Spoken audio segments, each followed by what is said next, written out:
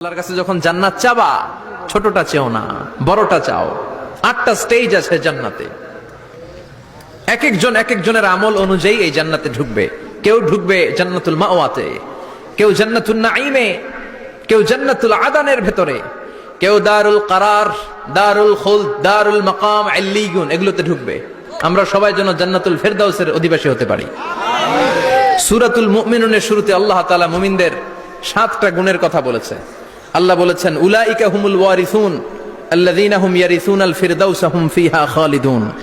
এই 10টা আয়াতের ভেতরে যেই 7টা গুণের কথা আছে, কোন ব্যক্তি, কোন মুমিন বান্দা যদি এই 7টা গুণ নিজের মধ্যে ধারণ করতে পারে, তাহলে বাবা মারা গেলে ছেলে যেমনি বাবার সম্পদের ওয়ারিশ হয়ে যায়, ওই মুমিন বান্দাগুলো জান্নাতুল ফেরদাউসের ওয়ারিশ হয়ে যাবে।